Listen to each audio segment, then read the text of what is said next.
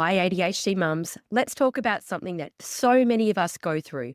Finally realizing that maybe, just maybe, your brain has been playing by a completely different rulebook this whole time. Maybe you've always been forgetful, distracted, overwhelmed by basic life admin. Or maybe you're go, go, go, bouncing between hyperfocus, starting projects at 11 o'clock at night, running on pure adrenaline until you crash and then you can't get out of bed. The truth is, ADHD is not one thing, and knowing how it actually shows up for you is the key to making life easier. That's exactly why I created the ADHD pre-diagnosis workbook, a guide that's made specifically for women and mothers navigating through this process. Before you even set foot in the psychiatrist's office, this workbook helps you figure out 1. What type of ADHD you most align with, hyperactive, inattentive, or a mix of both. 2. How ADHD uniquely impacts your daily life, emotions, and parenting. 3. The strategies that actually work for your brain so you can start making changes today. Because here's the thing, ADHD in women often looks different from the classic stereotype. If you're ready to get clarity on what's going on with your brain and walk through your diagnosis or self-understanding, feeling empowered instead of lost, grab a copy of the ADHD pre-diagnosis workbook now on adhdmums.com.au, because knowing your ADHD is the first step to working with it, not against it. Hello and welcome to ADHD Mums. Today we have an episode on resentment in neurodivergent relationships, tools and strategies to build balance and connection in your relationship. Now, if you're somebody that would love to share this episode with a partner, absolutely go for it. I'm going to record this in a way of educating and building understanding for partners, and a way of bridging that gap if the neurodivergent mum is struggling to communicate some of these concepts. This is always for the ADHD mum, but I want to make this something that you can share if needed. Now, this episode today is about how a neurodivergent mum might address feelings of resentment in their relationship. There can be issues around the mental load, who is doing what, and basically both of you could feel completely burnt out and spent. If you are parenting neurodivergent children, you probably both are exhausted. And it's so easy to look at the other person and go, you're not doing enough. If you had have done this differently, that wouldn't have happened. But often both of you are running on empty. This episode is primarily going to talk about the heterosexual relationship between a male and a female. But of course, it could be used interchangeably throughout any gender. And I will use the ADHD mums as a female pronoun, and then you can use the partner as in the male or the female partner. I'm using those terms just for ease of talking. The number one indicator for mental health with children is going to be the mental health of the parents. If we are burnt out, emotional, angry, resentful, that is breathing through your home. And we need to make those time for yourself. If you feel bad or guilty for your kids, know that you're doing it for them. Pushing down your needs is not helping anybody, especially if you're going to blame your partner later when you have a plan for you to have that self-care, but you don't do it. So this self-sacrifice that ADHD mums tend to do can lead to burnout and resentment. That can be when we turn to our partner and we can feel that we have so many unmet needs that we just feel neurologically overwhelmed. This is not the same as being emotionally unstable, okay? So sometimes women and mums can get called crazy. You're being crazy. That's a very quick way to get somebody upset. You're being crazy. Go for a walk. What's wrong with you? It's a little bit like the hysteria thing where people used to say that women had hysteria. Or maybe they just had PMS. Maybe they were just overwhelmed. Unmet needs is not the same as being emotionally unstable or crazy. It's really a neurological reaction to being overwhelmed. If you have a mum who's exhausted, overwhelmed, and burnt out, she's not going to be that great to be in a relationship partners. If you're wondering why you're walking on eggshells, can't do anything right, you're feeling like you don't know who your partner is anymore, they may be in burnout, they may be in resentment, and that's actually a positive. It sounds really bad, but you can actually come back from that. ADHD mums, I don't want to minimize it because you do not want to minimize anything, partners. But from a partner perspective, if I take a partner perspective here who's usually fairly practical, they want to get to the problem solving, that is okay because you know what you're dealing with. When you don't know what you're dealing with, but you just feel like she hates you, you don't know what to do. If you feel like you might be in this burnout resentment phase and you've been sent this podcast from your partner, there is some things that you can do here that is going to really support her. And that's a positive because you know how to help. Now, we've talked a lot about a resentment. It can look like anger. It can look like mum rage. But if we unpack what's underneath it, what is it really? Sometimes for neurodivergent mums, it can be envy. You might focus on your partner's perceived capacity to disengage or leave the house without the same level of emotional, logistical intent. Your envy might be like, how come you get to leave without anybody crying whenever you want? I have to wait for everything to be perfect. How come I have to do all of this coordination? Why don't I get to do that? It could be perceived that the partner can leave easily for a weekend trip or a week away for work without agonizing over, the child's emotional stability and how it will all work and all of the lead up to going away. It can feel like the neurodivergent mum can struggle with this type of thing because it feels like the grass is greener on the other side. And that may be true because we spoke earlier that the neurodivergent mum might struggle with actually leaving and prioritizing herself, and it's harder for her than her partner. One thing that we need to look at is that the mum's sense of responsibility isn't necessarily better. I don't think we should push our partners to feel that same sense of responsibility. I actually wonder whether we need to meet in the middle because waiting for everything to be perfect before you have your own time isn't healthy either. So instead of pushing the guilt onto our partner from the ADHD mum's point of view and saying, well, why don't you feel shit as well? Why don't you feel resentful? Why don't you struggle to leave? Why don't you struggle to do self-care? Maybe it shows that we need to collaborate at a better level. Maybe there's something that we can learn from each other about how we can understand to create more balance for both parties. I think resentment can really start to be untangled through empathy. I don't think a resentment is a one-way stop to divorce. Some people believe that once resentment is present in a relationship, that's it. That's the indicator of divorce. I don't believe that at all. I think you can absolutely manage and come back if envy is in your relationship or resentment is in your relationship. Now, to clarify, I'm not talking about cheating, trauma, abuse. I'm talking about two parents with kids who are struggling to maintain who's doing what, and the envy from the ADHD mum that maybe their partner has it better. Or maybe even from the partner might think that the ADHD mum has it better. Whatever the envy is, I think we can unpack it. So the envy can really start to breed into resentment. And if you're wondering, why would a partner be envious of the other? Envy in a relationship is to frustration and exhaustion. And then it kind of leads to resentment around how things just seem easier for the other person. Like grass is greener. An ADHD mum might watch a partner relax. They might be on their phone. They might be watching TV, having a rest. The ADHD mum might be like, how can you just sit there? How can you just scroll on your phone and relax when there's a million things to do? I can't turn off. I'm go, go, go, go, go. And they can feel angry and resentful or even start saying to their partner, you need to get up and start to pressure their partner because they feel like there's so much to do. The ADHD mum might feel like they're the only one that carries the mental load. Why do I have to remind everybody about the school forms, book the appointments? You just seem to exist. You just seem to just go along with things. The partner might be like, what do you mean? Stop stressing. Everything will just work out. Whereas the ADHD mum might be like, yeah, because I'll work it out. Because I'm the motor here. I'm the thinker. I'm the person that does all of the thinking. The ADHD mum might feel like they have the running dialogue and their partner is living a more simple life in their brain. They may go to sleep straight away. It may look like they have less stress, or they just don't look like they are struggling in the same way. So when we are talking typically that the ADHD mum might be feeling this resentment from the mental load, and there may be resentment from the partner back to the ADHD mum too. So if that's there, acknowledge that also. Maybe the partner is feeling overwhelmed with all of this neurodivergent talk. Maybe they are feeling like nothing they say is right. Maybe they are feeling burnt out and overwhelmed as well. Maybe they are sick of feeling like what they're doing is not enough and being told, get up off the couch, you need to do this now. Maybe they never signed up for that hyperactive brain. There can be so much going on between both sides. But if we have resentment in the relationship, you could look at reframing it as an unmet need. For example, you can envy reframe. You could talk about what you admire about your partner's approach. You could say, I envy the way that you just drive away without guilt. If you have an appointment or you've got to go to work or you've got to go do something, you just get in the car and leave, regardless of what's happening.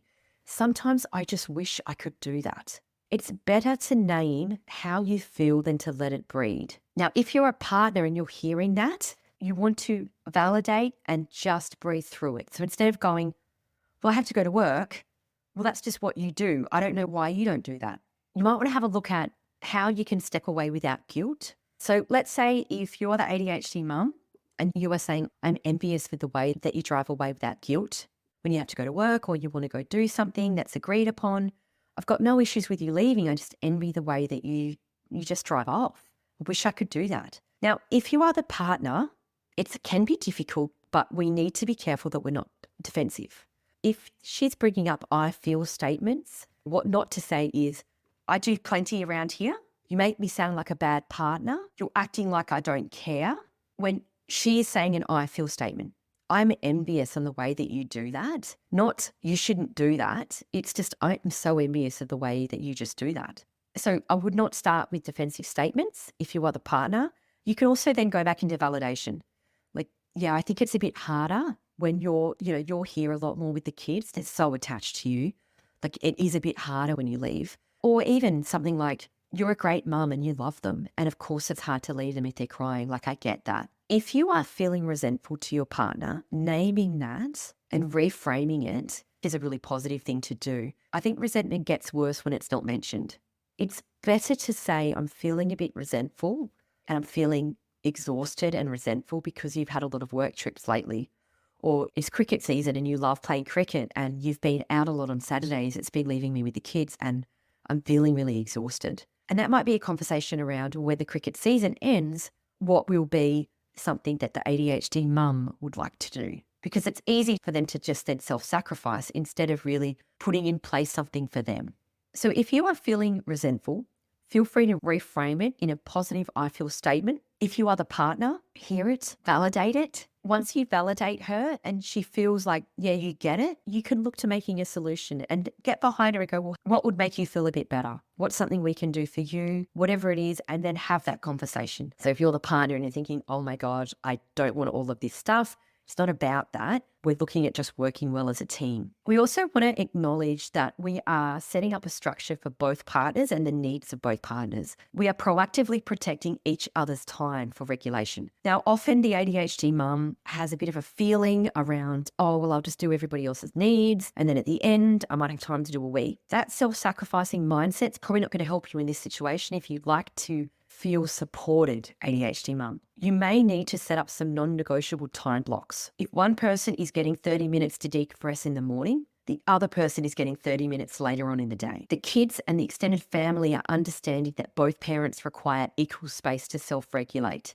If the ADHD mum has something that they would love to do and it doesn't seem like there's enough room for it, partners be aware that the ADHD mum is waiting for you to go, oh, well, we don't really have time for that, so you don't get to do it. And it's almost like society's expectations that women just suck it up. Like we almost don't even fight for ourselves, but then we get upset later when we haven't had any time. So partners, in that moment, it'd be really good if you could encourage your partner to really do it. There's so much guilt around being the perfect mum and not putting yourself first and sacrificing, and there's never enough time. Really try to encourage your partner to do something for themselves. Now, if they don't, they cannot get angry with you later when they haven't had any time for themselves, okay?